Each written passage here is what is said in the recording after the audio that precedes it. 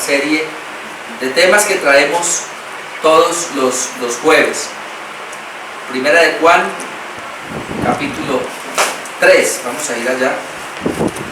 Vamos a comenzar, hermanos, allí con este capítulo 3, que vamos a tener, bueno, el tema general sería características de los hijos de Dios. El versículo 1 al versículo 24 vamos a mirar todo eso que se llama características de los hijos de Dios, y lo que vamos a ver hoy, el tema de hoy sería los hijos de Dios. Ese sería el tema de esta hora. En este estudio de la carta de Juan, primera carta de Juan, este sería el estudio número 11 de esta carta. El tema de hoy son los hijos de Dios, versículos 1 al 3. Vamos a leer los primeros 3 versículos donde vamos a estar en esta noche.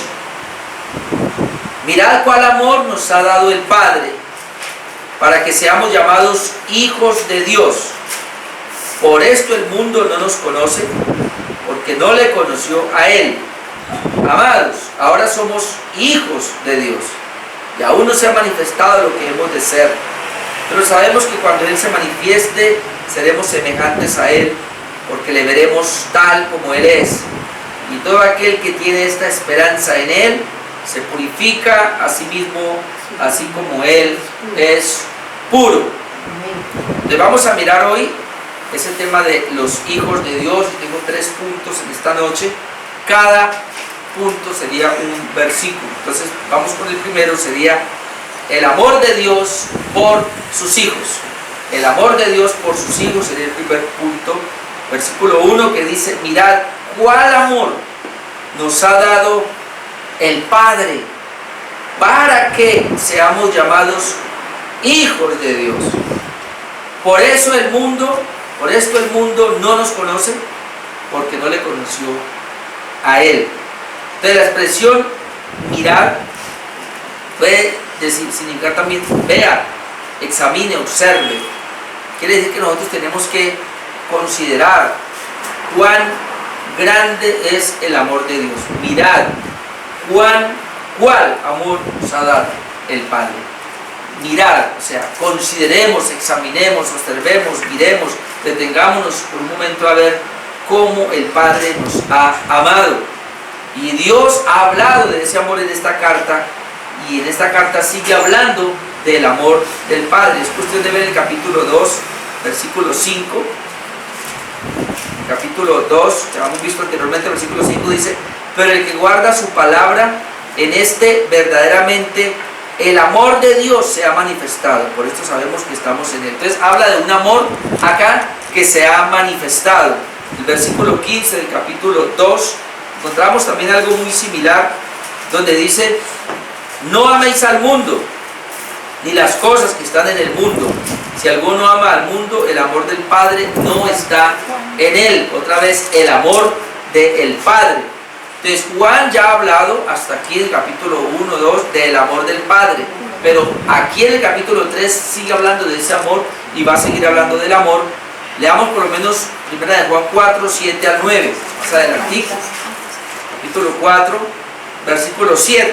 Amados, amémonos unos a otros, porque el amor es de Dios. ¿Ve? Todo aquel que ama es nacido de Dios y conoce a Dios. El que no ama no ha conocido a Dios, porque Dios es amor. Dios es amor. En eso se mostró el amor de Dios para con nosotros. Note que habla de que el amor de Dios se ha mostrado para con nosotros, el que Dios envió a su Hijo unigénito al mundo para que vivamos por Él. Entonces el amor de Dios por sus hijos. Entonces lo que Juan está diciendo acá es: tenemos que mirar cuán grande es ese amor del Padre. En Juan 3:16, que es el texto mayormente conocido por los evangélicos, dice: porque de tal manera amó Dios al mundo. Entonces, note esa expresión, de tal manera. En otras palabras, no hay otra manera. El hombre no conoce una expresión de amor más grande que la de Dios. Alguien pudiera decir que el amor de Dios es un amor de otro planeta, no es un amor humano, porque los seres humanos no amamos así. No hay un hombre, pues, no lo conocemos, solamente Dios, que entregue a su propio hijo y sobre todo a su único hijo. Nosotros por lo menos tenemos 3 hijas y no entregaríamos ninguna. Yo no sé, Gloria tiene una sola, la entregaría. Quien tiene un solo hijo, Jonathan, un solo hijo, una sola hija, la entregaría. Ahora que estaba enferma estos días, yo vi cómo corría. ¿Ah? Entonces mire, es un amor que no es de acá, no es natural, no es humano. El amor de Dios es el amor de Dios, es de Él únicamente. Él es el único que puede, teniendo un único hijo, entregar ese único hijo por una manifestación de amor. Entonces esto es impresionante. Eso es lo que Juan quiere que miremos, veamos cómo es el amor de Dios. Mire, acérquese a la Escritura y considere cuán grande es el amor de Dios para con los hijos, para nosotros, sus hijos. Más o menos es lo que él está diciendo acá.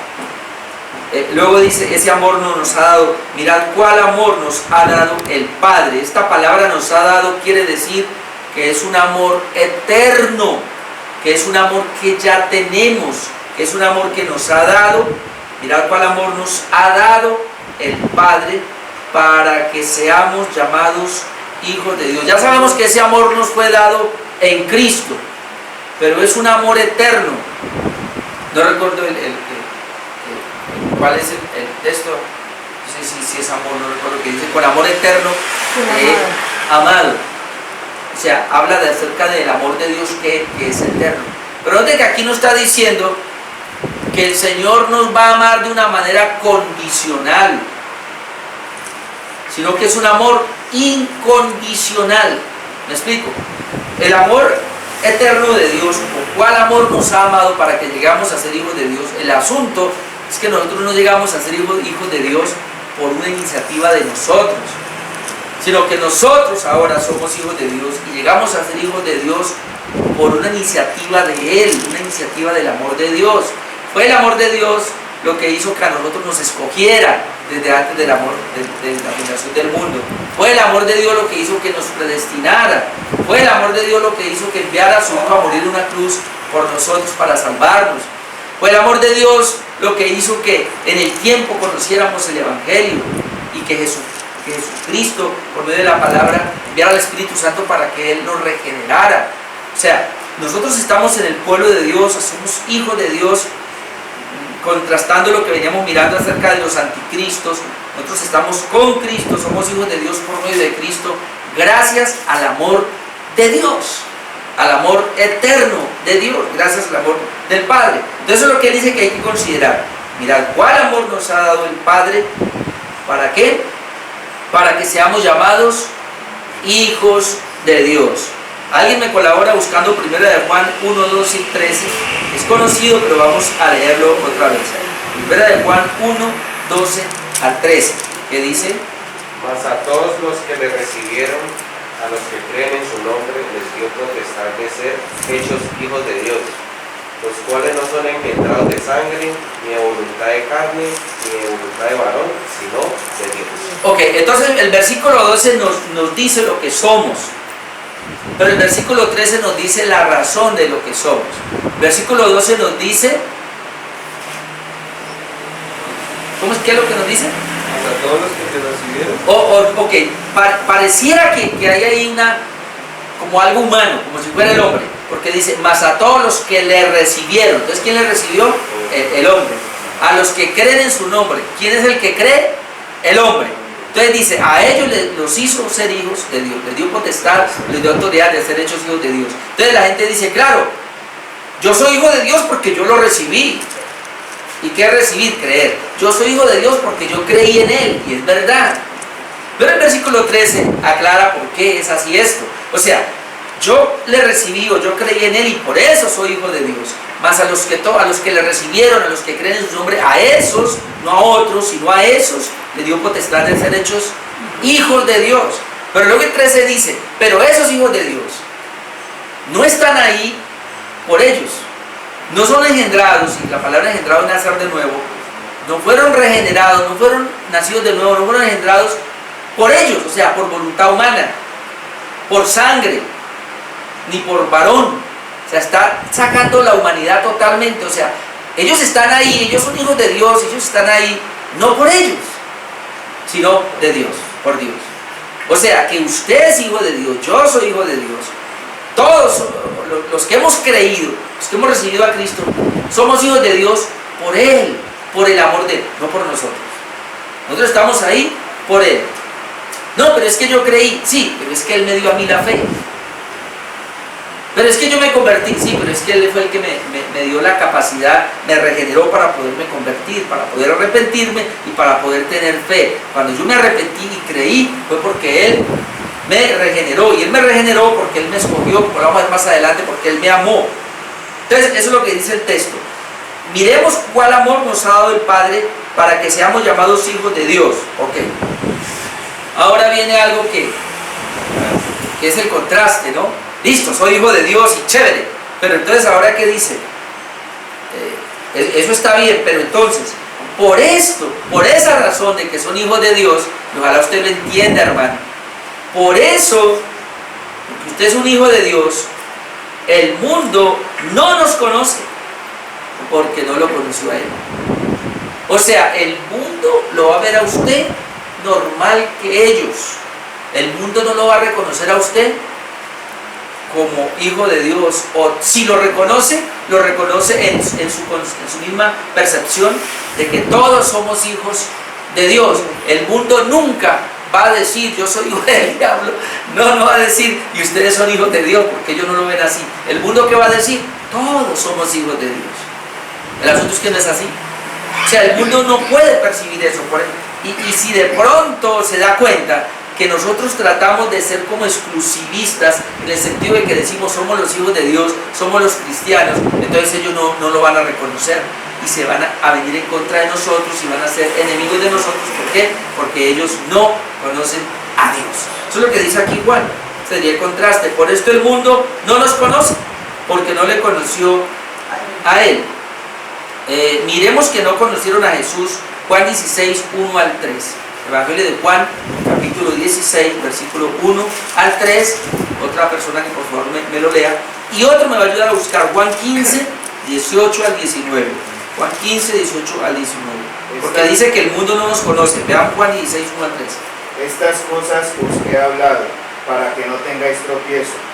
Os expulsarán de las sinagogas, y aún viene la hora cuando cualquiera que os mate pensará que rinde servicio a Dios, y harán esto porque no conocen al Padre ni a mí. ¿Por qué ellos se opondrán, perseguirán? Y algunos llegan al momento donde dicen, bueno, y si los matamos, le estamos haciendo un favor a Dios, porque no nos conocen y porque no conocieron a Jesús. Entonces, cuando la persona no conocen a Dios en su palabra, no conocen a Jesucristo en su palabra, ¿nos conocerán a nosotros? No nos conocerán. La mayoría de la gente, como nos ve a nosotros, como una secta, como un grupo por allá religioso, como alguien que se apartó de la iglesia verdadera, que es la católica, nos dirán, nos ven como un bicho raro por allá. Pero ¿por qué lo hacen así? Porque ellos no conocen a Dios. No lo conocen. Hermano, si yo me aterro, si muchas veces nosotros viniendo aquí a una iglesia bíblica, estudiando la escritura, exponiendo los estudios, exponiendo los mensajes, y cuando seguimos estudiando y leemos la Biblia nos damos cuenta que como que descubrimos, ¿y esto qué es? ¿Y cómo así yo no entendía esto? Entonces uno se aterra. Si nosotros nos aterramos de ir conociendo a Dios cada día, de quién es Él, cómo es Él y lo que es, lo que significa, ¿cómo será esta gente que ni tiene la Biblia, o si la tiene ni la estudia ni la lee? Es impresionante eso, ¿verdad? Ahora miremos lo que dice entonces Juan 15, 18 y 19. Si el mundo os aborrece, sabed que a mí me ha aborrecido antes que a vosotros. Si fuerais del mundo, el mundo amaría lo suyo. Pero porque no soy del mundo, antes yo os elegí del mundo, por eso el mundo los aborrece. O sea, dice Jesús, el mundo nos aborrece, pero espérese, el mundo primero aborreció a Cristo. ¿Ve? Como aborrecieron a Cristo y nosotros somos de Cristo, esa es la razón por la cual el mundo a nosotros nos aborrece. Ahora, ¿por qué nos aborrece el mundo a nosotros? Sencillo, porque no somos del mundo. Esa es la gran razón, porque dice Cristo, si nosotros fuéramos del mundo, estuviéramos con ellos allí, ellos no nos aborrecerían, nos amarían.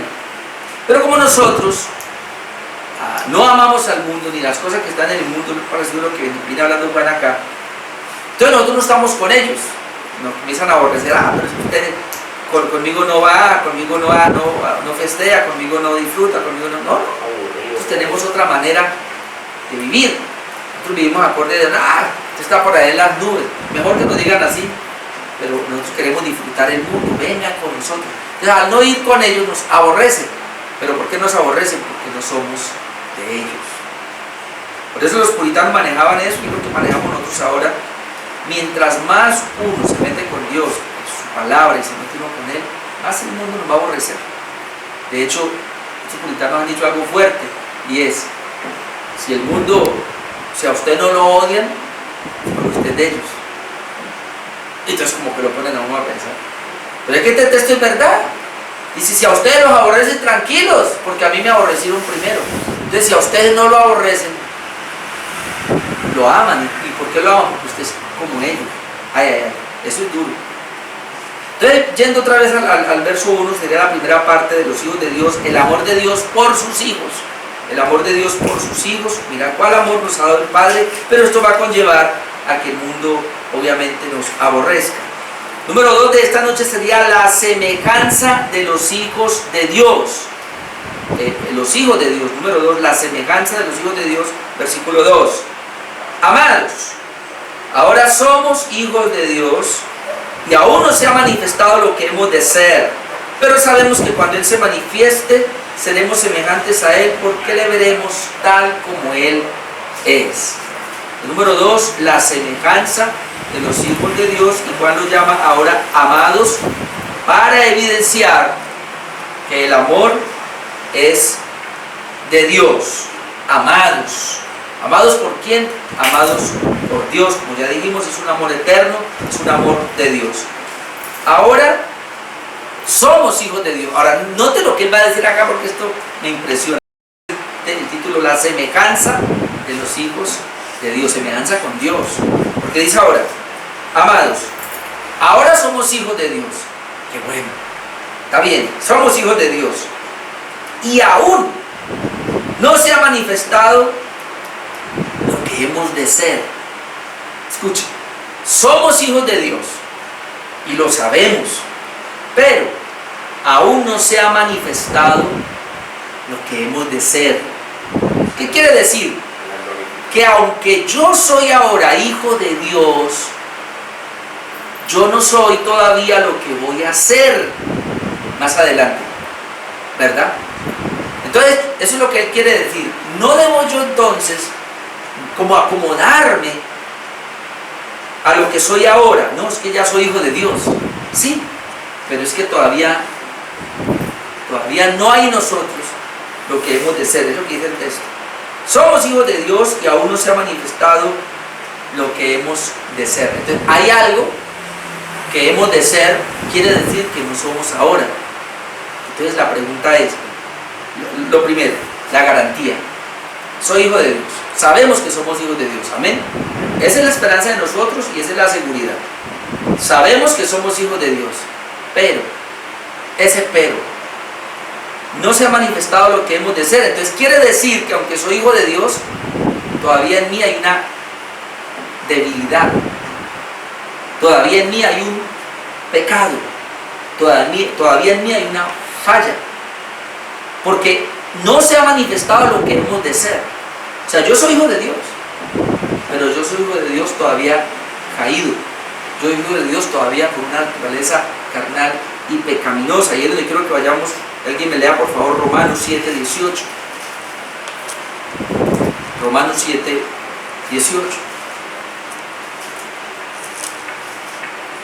Yo sé que en mí, esto es en mi carne, no mora el bien, porque el querer el bien está en mí, pero no el hacer. Ojo que ahí está hablando el apóstol Pablo. ¿Quién es el apóstol Pablo? Un hijo de Dios, un hombre que Dios usó.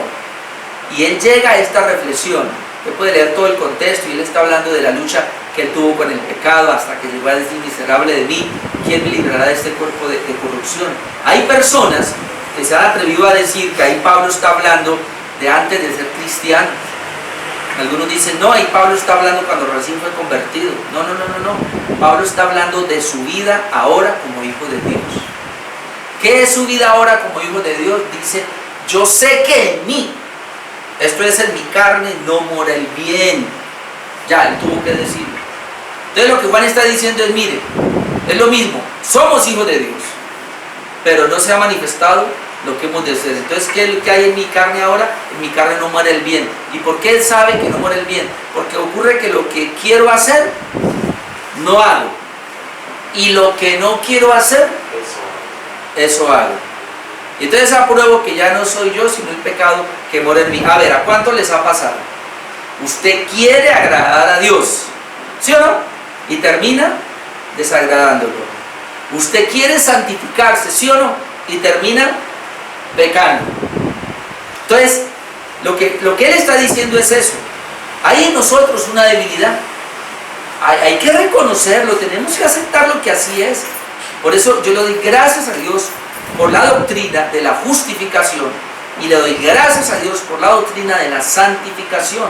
Porque, ¿cuál es el problema con estas dos cosas? Hay gente que se queda con la doctrina de la justificación sin la santificación y entonces ellos dicen, ya soy justo, pero le dan rienda suelta al pecado. Ok. Y hay otros que se quedan solo con la doctrina de la santificación, enredando la justificación, y ellos dicen, sí, ya soy salvo, pero como no puedo ser tan santo y procuro y me caigo, y entonces procuro y me caigo, no, entonces me voy a ir al infierno, y andan con la condenación encima, porque ellos creen que la doctrina de la santificación es igual a la justificación. Nosotros que entendemos, y en la Biblia claramente, somos justificados, es decir, el Señor pagó la deuda de nuestros pecados y por eso somos hijos de Dios. Esto no lo cambia a nadie. Pero también entendemos que nosotros no estamos completos en Jesús, por lo tanto, Él nos llama a una santidad y que yo cada día debo santificarme porque el pecado mora en mí, porque a diario el pecado se va a manifestar en mí.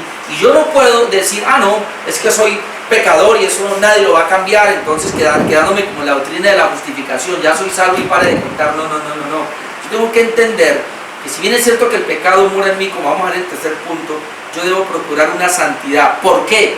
Porque dice, ahora somos hijos de Dios, pero no se ha manifestado lo que hemos de ser. Es decir, el creyente es hijo de Dios, pero él está en una situación caída de debilidad y de pecado, que lo va a llevar a pecar, pero que él debe procurar, mientras está en esta tierra, poco a poco ir saliendo de esa vida de pecado. Dice, versículo 2, amados, ahora somos hijos de Dios y aún no se ha manifestado lo que hemos de ser. Otra vez, ese punto no se ha manifestado lo que hemos de ser, está diciendo que todavía somos pecadores. Amén. Que tiene una carnecita ahí que les lleva a pecar. Nadie es perfecto en ese sentido. Nosotros somos falibles, con fallas, con debilidades, tendencias pecaminosas. Eso es lo que él está diciendo ahí. Pero sabemos que cuando Él se manifieste seremos semejantes a Él, porque le veremos tal como Él es. Ahora yo les pregunto, ¿cuándo entonces es que yo voy a salir de esta situación? Cuando Él se manifieste, cuando Él venga por segunda vez. No sé si es buena o mala noticia para usted. Es buena noticia en el sentido de que nosotros vamos a salir de esta condición de pecado cuando Él venga por segunda vez, cuando seamos glorificados. Esa es la buena noticia. Es una mala noticia en el sentido de que usted y yo vamos a luchar con este pecado y con esta debilidad hasta que Él venga. Esa sería la mala noticia. Obviamente no mirando el tercer punto al cual llegamos ahora. Entonces, ahí habla obviamente cuando Él se manifieste, seremos semejantes a Él. Entonces usted ya sabe cómo es Él. La Biblia dice, lo vamos a ver en el tercer punto, pero Jesucristo cómo es, sin pecado. Nosotros cómo somos, pecadores. Por eso es que el texto lo que nos quiere decir es eso. Somos hijos de Dios, pero aún no se ha manifestado lo que hemos de ser. Pero sabemos, no solamente sabemos que somos hijos de Dios, sino que sabemos que cuando Él se manifieste, que sería la segunda venida, cuando Él venga por segunda vez, seremos semejantes a Él, o sea, sin pecado, porque le veremos tal como Él es. Vamos a ver a Jesús tal como Él es. Como Él es, puro, sin mancha, sin pecado, le veremos tal como Él es. Cuando dice aquí que seremos semejantes a Él, no es que vamos a ser como Cristo, no es que vamos a ser Dios. No es que vamos, no. Semejantes implica, y grave es esto, es que usted no va a pecar más. Jesucristo es puro, santo, sin pecado. Tú y yo somos pecadores, todavía fallamos, somos justificados, ¿verdad? ¿Qué es eso? Somos justificados. Jesús pagó la deuda de nuestros pecados, por eso somos hijos de Dios. Pero seguimos siendo pecadores, seguimos fallando, la seguimos embarrando, no, como que no podemos vencer, como que nos falta santidad. Pero cuando Él venga, eso se arregla. Entonces ya seremos semejantes a Él. Es decir, a partir de ahí no vamos a tener la lucha del pecado, sino que ya seremos como Él, puro y santo. Esa es la idea de los hijos de Dios. ¿Se alegra por eso? Amén. Qué precioso, ¿verdad? Tendremos una misma gloria como la suya, si alcanzamos. Por favor, leamos Filipenses 3, 20, 21 y Colosenses 3, 4. Filipenses 3, 20, 21 y Colosenses 3, 4. ¿Quién me ayuda? Mas nuestra ciudadanía está en los cielos, de donde también esperamos al Salvador, al Señor Jesucristo, el cual transformará el cuerpo de la humillación nuestra, para que sea semejante al cuerpo de la gloria suya, por el poder con el cual puede también sujetar a sí mismo todas las cosas. Filipenses 3, 20 y 21. Seremos semejantes al cuerpo, ¿cómo es? De su gloria, ¿no? De la gloria De suya. la gloria de Él. Seremos semejantes. Es lo que está hablando. ¿Cuándo? Cuando Él venga por segunda vez. Colosenses 3, 4. Cuando Cristo vuestra vida se manifieste, entonces vosotros también seréis manifestados con Él en gloria. ¿Sí ven? Tendremos la misma gloria de Él. En este caso no hay pecado. Pero ¿cuándo? Cuando Él se manifieste. Cuando Él se manifieste. Entonces, hermano, ese es el punto que Juan está tratando de hablar y él está explicando esto porque hay confusión, hay mucha confusión. Ya, yo estoy más contento porque ahora en el seminario comenzamos a ver un tema. Ya estoy leyendo los primeros puntos sobre la ley y el evangelio, cómo los dos van juntos. La ley y la gracia van juntos. Eso no se puede quitar. Tanto en el Antiguo Testamento como en el Nuevo Testamento hay ley y gracia, y en el Nuevo Testamento hay ley y hay gracia. Pero la gente, ¿qué es lo que trata? La gente trata de coger la ley por un lado y la gracia por otro lado. Tratan de separarse porque como no entienden bien, cuando Pablo dice que ya no estamos bajo la ley, sino bajo la gracia, entonces la gente dice, yo no necesito la ley, ahora yo estoy bajo la gracia. Pero lo que Pablo está diciendo allí es que yo no estoy bajo la ley en el sentido de que la ley a mí no me salva, de que yo ya no confío en la ley para la salvación, sino que ahora yo confío en la gracia de Dios en Cristo Jesús. Pero eso no implica que yo no estoy bajo una ley moral de Dios, porque la ley siempre tiene que estar ahí. Se llama la santificación. Por eso, entendiendo este punto de que yo nací pecador, pero que Cristo en la cruz murió, canceló la deuda de mi pecado, es decir, Él pagó por mis pecados, entonces me justificó, por esa justicia yo soy hijo de Dios. Eso quiere decir que eso ya no tiene vuelta atrás, yo tengo la entrada a la salvación. Pero yo sigo en un cuerpo pecaminoso, sigo fallándole a Dios, y ahí es donde entra el punto número 3, que sería los hijos de Dios se purifican a sí mismos. O sea, la Biblia es tan clara que dice justificación pero santificación. Yo no puedo agarrar la justificación por un lado o la justificación por un lado. Mire lo que puede pasar. Cuando una persona agarra la justificación y se queda ahí, de que soy justo y ya no quiere, ¿sabe qué? Que se vuelve un antinomiano, antiley. Y cuando una persona agarra la santificación y se queda ahí solamente, se vuelve un legalista. Entonces ese es el punto. Pero cuando nosotros agarramos la justificación y la santificación, la vemos como dos doctrinas que son diferentes, pero que la una va con la otra, ahí van las dos. Entonces no somos ni antinomianos ni legalistas, sino que somos bíblicos. Esa es la idea. Entonces, la justificación podemos verla en el texto capítulo 2 que dice, pero somos hijos de Dios, qué bueno, pero todavía no se ha manifestado lo que hemos de ser. O sea, mi hermano va a ver en mí el pecado, el pastor va a ver en las ovejas el pecado, todos aquí vamos a ver nuestro pecado, en la casa donde estemos se va a ver ese pecado. Entonces, ¿qué va a pasar? Ah, pero hay una esperanza. Un día, cuando el Señor venga por segunda vez, ya eso desaparecerá y se acabará esa lucha del pecado. Pero el versículo 3 entonces ahora nos habla de esa santidad, de la necesidad entonces de la santidad. Porque entonces el tema de esta noche son los hijos de Dios. Número 1, el amor de Dios por sus hijos. Número 2, la semejanza de los hijos de Dios. Y número 3, los hijos de Dios se purifican a sí mismos. Versículo 3. Y todo aquel que tiene esta esperanza en Él se purifica a sí mismo, así como Él es puro. Ese texto es tenaz. Todo aquel que tiene esta esperanza en Él. ¿Quién es todo aquel? Los hijos de Dios. Te vine hablando del contexto. Los hijos de Dios. ¿Qué tienen los hijos de Dios? La esperanza en Él. ¿Cuál es la esperanza? De que cuando Él venga, seremos semejantes a Él. Esa es la esperanza. Entonces, todo aquel que tiene esta esperanza, o sea, todo aquel que dice, yo soy hijo de Dios, pero se mira y se ve con tanta debilidad y con tanto pecado, pero tiene una esperanza. ¿Cuál es la esperanza? Pero cuando Él venga, yo seré semejante a Él, seré sin pecado. Quiero aclarar esto porque si usted lo mira, hermano, es impresionante, porque yo me gozaba cuando preparaba este estudio, porque yo decía, bueno, Señor, yo me miro hoy, yo soy tu hijo. Ah, sí, Señor, soy tu hijo, pero yo me miro y veo muchas tendencias pecaminosas en mí. Tal vez usted no, tal vez yo sí, con el pensamiento. Vean, yo soy una máquina de pensar, pienso demasiado. Obviamente a mi esposa no le digo porque entonces ya me hubiera dejado. Pero yo maquino mucho en mi vida, me viene hasta sueño, tal vez lo que pienso. Miro, tal vez a usted no le pasa, tal vez yo soy el único. Entonces yo digo, Dios, a veces llego como Pablo, miserable de mí, Señor, pero ¿por qué? Entonces me doy cuenta que tengo mucho pecado. A pesar de que procuro santificarme, tengo mucho pecado. Pero entonces dice Juan acá, pero tiene una esperanza. ¿Cuál es la esperanza? Voy a ser semejante a Él. Voy a ser semejante a Él. Ahora, verso 3. Todo aquel que tiene esa esperanza, ¿cuál esperanza? Que va a ser semejante a Él cuando Él venga. Si yo tengo esa esperanza, entonces ¿qué voy a hacer?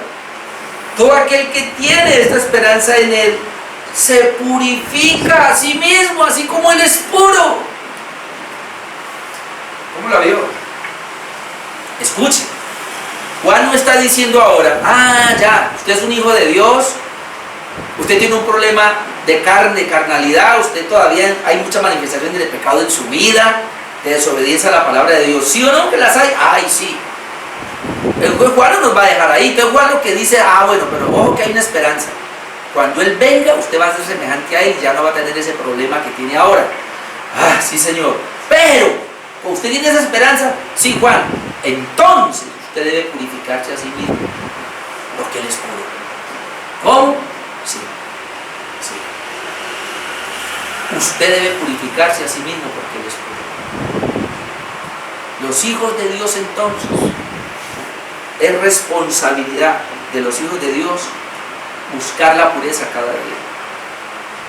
¿La vamos a lograr 100%? No. ¿Vamos a dejar de pecar? No. Más adelante vamos a ver, no en el próximos 15 días, no vamos a practicar el pecado, obviamente. Pero va a haber manifestación de pecado en nosotros, sí. Entonces, ¿qué nos va a tocar hacer? Procurar al máximo santificarnos. Aquí tengo varios textos. 5 minutos para sacarlos. Ayúdenme. Segunda de Corintios 3:18. Prepárelo acá. Jonathan, Segunda de Corintios 7:1. Jorge, Romanos 8, 28 al 30. Y pongamos a Gloria Efesios 1, 4 y 5. Efesios 1, 4, 5. Y Elena, Primera de Juan capítulo 2, 6. 2, 6. Primera de Juan capítulo 2, 6. Para ver entonces, para ir mirando estos puntos. Entonces vamos con la primera parte. El que tiene esta esperanza. ¿Cuál es la esperanza? De la segunda venida de Cristo, y que cuando Él venga se va a purificar. El que tiene esta esperanza, Segunda de Corintios 3:18. Efesios 1. Bueno, vamos. Segunda de Corintios 3:18, ¿qué dice? Por tanto, nosotros todos, mirando a cara descubierta como en un espejo la gloria del Señor, somos transformados de gloria en gloria en la misma imagen como por el Espíritu del Señor. ¿Qué debe hacer el creyente? Como él tiene esa esperanza, pero en este momento que está en la carne, él debe procurar ser transformado de gloria en gloria, mirándose en el espejo de la palabra de Dios. Cada vez que vengamos acá tenemos que mirar, cada vez que usted lee la Biblia tiene que mirar la Biblia y procurar esa transformación. Note lo que dice, que ya somos regenerados, pero el regenerado ¿qué debe hacer? Procurar la transformación de su alma. Segunda de Corintios 7:1, porque dice el que tiene esta esperanza se purifica a sí mismo. ¿Qué dice? Segunda de Corintios 7:1. Así que, amados, puestos que tenemos tales promesas, limpiémonos de toda contaminación de carne y de espíritu, perfeccionando la santidad en el temor de Dios. Esto es impresionante. Tenemos tal esperanza, limpiémonos a nosotros mismos. Pero luego dice, perfeccionando la santidad en el temor de Dios. O sea que hay algo que se llama el perfeccionamiento de la santidad. ¿Por qué? Nosotros aquí lo hemos dicho. Nosotros tenemos una santidad inicial, hay una santidad final, pero en la mitad está la santidad progresiva, que es donde tenemos nosotros día a día que perfeccionar esa santidad. Entonces, no es que ahora vamos a hacer como algunos, no, pero es que Pablo dijo, el pecado está en mí y no puedo hacer nada por él. No. Los puritanos hablaban de la mortificación del pecado. El librito que les entregué hace 8 días y el domingo de la mortificación del pecado, todo lo tiene, ¿no? Si no lo tiene ahí, ya hay algo. Léalo y verá que ahí habla de cómo los puritanos procuraban mortificar el pecado. ¿Por qué? Yo digo que tomando ese versículo, bueno, si soy cristiano, soy hijo de Dios, entonces yo debo mortificar el pecado, es mantenerlo muerto, no darle vida, no permitir que él se levante. Porque, ¿qué dice Romanos 8, 28 al 30? Ahora. Y sabemos que a los que aman a Dios, todas las cosas les ayudan a bien. Esto es, a los que conforme al propósito son llamados. Porque a los que antes conoció, también los predestinó, para que fuesen hechos conforme a la imagen de su Hijo, para que en él sea el primogénito entre muchos hermanos. Y a los que predestinó, a estos también llamó, y a los que llamó, a estos también justificó, y a los que justificó, a estos también glorificó. Ok, entonces ahí está hablando del proceso del orden de la salvación. Pero dice que los que aman a Dios, ya sabemos que si lo amamos es porque los amó primero. Todas las cosas ayudan a bien. Todas las cosas ayudan a bien, no tiene nada que ver con este mundo. Todas las cosas ayudan a bien, es para este proceso de orden de la salvación. ¿Qué es lo que ayuda a bien? Entonces luego él dice, porque los que antes predestinó, los que antes conoció, los predestinó ¿para qué? Para que fuesen hechos conforme a la imagen de su Hijo. Entonces una persona que ha sido predestinada para la salvación, ella debe ser hecha conforme a la imagen de su Hijo. Eso es santidad. ¿Qué es santidad? Ser cada día más como Cristo. ¿Qué es santidad? Grábese eso. ¿Qué es santidad? Ser cada día más como Jesús. Eso es santidad. Parecerme más a Cristo cada vez. Entonces, en Efesios 1, 4 al 5, ¿qué nos dice? Efesios 1, 4 y 5. Pablo, de acá empieza, pastor. Pablo 1, 4. 4, versículo. Capítulo 1, versículo 4. Versículo 4. Sí. Pablo, apóstol de Jesús. No. 4. Versículo 4. 4 y 5. 4 y 5 nomás. Sí. Según nos escogió en él antes de la fundación del mundo para que fuésemos santos y sin mancha delante de él, en el amor habiéndonos predestinado para ser adoptados hijos suyos por medio de Jesucristo según el puro efecto de Dios su voluntad. El puro afecto de Dios su voluntad. Ok, entonces mire, dice que Él nos escogió y luego dice nos predestinó. Pero mire lo que dice, nos escogió, ¿para qué? Para ser santos. Nos escogió para ser santos. Es lo que hemos dicho aquí una y otra vez. Si una persona fue escogida por Dios, ¿cómo yo sé que es escogida? Porque ella es santa. Que es ser santa es ser como Cristo. Entonces es lo que está diciendo Juan. Vuelvo a leer Juan, primera de Juan 3, 13. Todo aquel que tiene esta esperanza en Él se purifica a sí mismo, se santifica a sí mismo, así como Él es puro. Así como Él es puro. Y miremos capítulo 2:6. Primera de Juan 2:6. El que dice que permanece en Él debe guardar como Debe andar como Él anduvo. El que dice que permanece en Cristo debe andar o debe caminar o debe comportarse como Él anduvo. Entonces, eso es. No tenemos que ir más lejos. ¿Qué es la voluntad de Dios? Mi santificación. ¿Y cuál es la santificación? Mire cómo Cristo anduvo y sigamos sus pisadas. Él oraba, Él leía la palabra, Él evangelizaba, pero sobre todo Él era santo. Fue santo. No cometió ningún pecado, guardó la ley de Dios perfectamente, guardó los mandamientos de Dios perfectamente. Porque no podemos decir, no, pero es que Él me justificó y me imputó su santidad. Sí, eso es cierto, y por eso yo voy a ir al cielo. Pero recuerde que todavía no somos lo que hemos de ser, pero si tenemos esa esperanza, mientras estemos aquí, nuestra tarea es santificarnos, nuestra tarea es purificarnos. ¿Y cómo nos purificamos? Obedeciendo su palabra. Ahora la gran pregunta, ¿quién puede hacer esto? Los hijos de Dios. Los hijos de Dios. Solamente alguien que no es hijo de Dios no lo puede hacer. Como yo decía el domingo, solamente alguien que no es hijo de Dios no lo puede hacer. Los hijos de Dios lo podemos hacer. ¿Por qué? Por dos razones fundamentales. Número uno, fuimos regenerados. Número dos, tenemos el Espíritu Santo. ¿Ya? Siempre, ¿cómo así que usted no se puede santificar? Sí, sí puedo. ¿Lo logrará perfectamente? No, no lo podrá. ¿Por qué no lo podrá? Porque usted todavía no va a ser. Tiene que esperar cuando Él venga y ahí sí será perfecto. Ahora no. Entonces, buena y mala. Buena, un día vamos a ser perfectos. Mala, pero no es mala, sino una manera de decir, me toca a mí trabajar la santificación. Amén. Vamos ahora.